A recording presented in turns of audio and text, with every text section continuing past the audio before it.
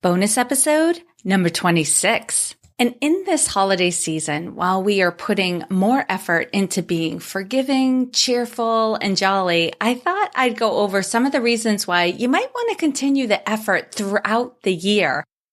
Hello, my name is Jody Flynn and welcome to Women Taking the Lead, where we are all about creating blasts of inspiration to help you overcome self-doubt so you can lead with confidence, integrity, and a sense of humor. Head over to womentakingthelead.com to join the community and get the resources to support you on your leadership journey. Now, your future awaits, so let's get started. Hello, everyone, and thank you for joining me today. I'm coming to you as I get over the last bit of a head cold, so I'm going to be a little nasally today, but I hope you either find it funny or you don't notice it at all. This fourth quarter has been a whirlwind with the release of my book and the success it has had. I cannot thank you all enough for purchasing a copy and sharing Accomplished with your friends. The feedback I'm getting on it is phenomenal, and several of my clients have bought a copy for their teams and partners, and they're going to use it as a professional development tool in the coming year. That was something I hadn't even thought of when I wrote the book. So things like this keep happening, and it keeps letting me know that I did the right thing. I knew I needed to write this book, and the feedback just validates that. And in this holiday season, while we are putting more effort into being forgiving, cheerful, and jolly, I thought I'd go over some of the reasons why you might want to continue the effort throughout the year. At least, it will be an effort until it doesn't require so much effort. It just becomes naturally what you do. We all need to vent at one time or another. The pressure builds inside of us, and we need to release it to a close and trusted confidant, right? The mistake I see some women make is bringing that behavior into their professional life, assuming everyone they're talking to is on the same page as they are. They voice their grievances indiscriminately and without any commitment to create change for the better. Another reason I'm doing this episode is as a reminder to myself to always be mindful of the impact I have on others, like what I say and what I do, how that is impacting others. I'm generally known as a positive person, but I have my moments of negativity, and I'd like those moments to be fewer and farther between in the future. Also, if you're a win-lose kind of person, I can tell you when you go negative in relationships, you lose. The person being the most negative appears to be the more immature, unstable person, and thus will appear to be the source of all the problems, whether or not that's true. So protect your reputation and your peace of mind by being aware of what comes across as negative and work towards keeping a more positive frame of mind. Now, here are some obvious ways we can tend to go negative. Complaining about another person, especially when framed in a way to make yourself look good. This is also a form of gossip, and it is as damaging to the other person as it is to you. You may not realize it, but you are sending a message to those you are talking with that you don't know how to handle conflict and that you're not capable of resolving issues. While you may find people who agree with you and validate your position, you also make yourself look weak and untrustworthy. Those around you will believe you to be the type of person who will sell them out as well should you get mad at them. So instead, find a way to resolve your conflict with the source of the conflict. If you need to talk through your strategy with someone first, find a trusted confidant who will listen objectively and keep your conversation confidential. And make sure it's someone who also won't judge you for your feelings, who will, give you that space to get your thoughts out, talk through the problem, and find a solution or an idea for going forward. Secondly, talking at length about how hard you have it. Everyone is going through something. Nobody has it easy. It's okay to share with your friends and close associates an update on some challenges you have to let them into your world and possibly brainstorm some solutions. If the conversation is focused on finding a solution, it can actually be energizing, especially to those who love problem solving. And before you share your challenges, weigh whether or not it's even worth sharing. You'll be surprised that if you're able to let some things go and not focus on them by engaging in a conversation about them, fewer things will bother you. We all have things to be grateful for. Share those instead if you're looking for something to talk about. A third obvious way we go negative is saying anything snarky. It's unprofessional.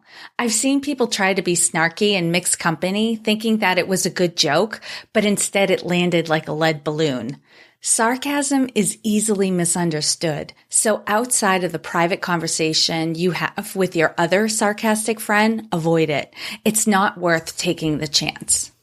Now, there's also a few subtle forms of going negative, and, these can be harder to identify, but you'll feel it when it's happening.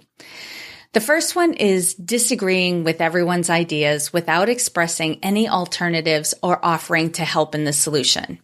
It's okay not to agree with others, but when you shoot down other people's ideas and don't have a logical reason for it or an alternative, you run the risk of looking contentious. Rather than disagreeing outright, politely ask questions that would help the other party see the gaps in their plan or reveal information that would help you to see the validity of the idea, right? It's about engaging in conversation and not outright saying no, or that won't work, or that's a stupid idea. Secondly, expressing your opinions without being asked for them. Have you ever been around someone who is constantly blurting out, I don't like that. That's okay. This isn't okay. Oi, when we want to be able to share ourselves and our feelings and our thoughts with other people, but be mindful about whether or not it's just an opinion, and there's nothing wrong with stating it. Here's my opinion. This is what I prefer.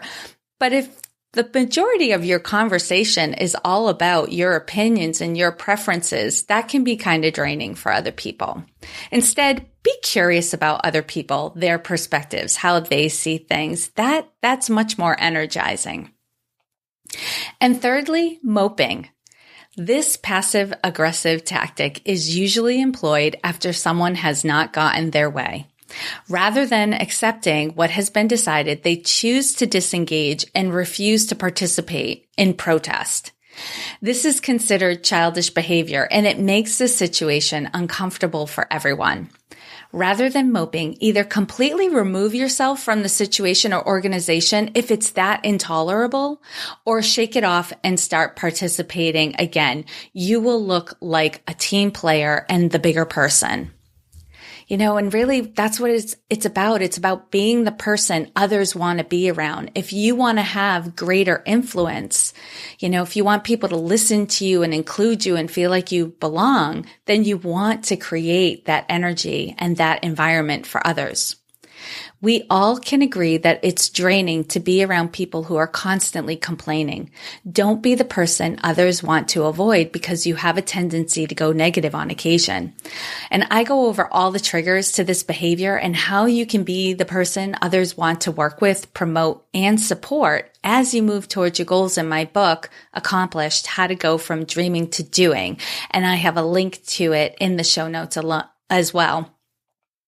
And also, don't go it alone. If you've been looking for like-minded women to connect with, join us in the private Facebook group. That link will also be in the show notes.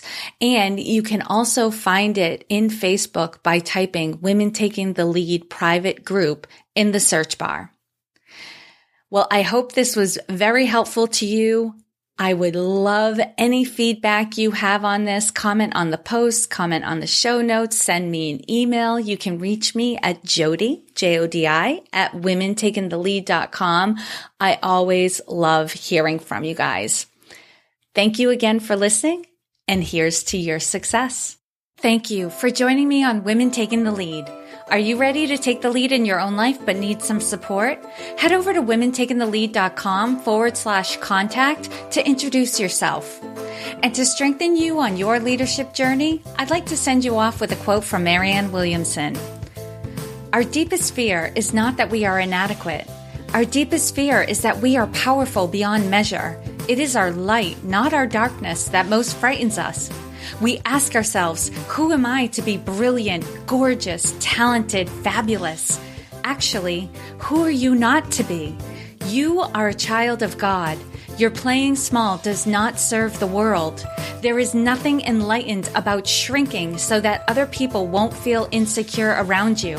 We are all meant to shine as children do. We were born to make manifest the glory of God that is within us. It's not just in some of us, it's in everyone. And as we let our own light shine, we unconsciously give other people permission to do the same. As we are liberated from our own fear, our presence automatically liberates others. Again, thank you for joining with me, and here's to your success.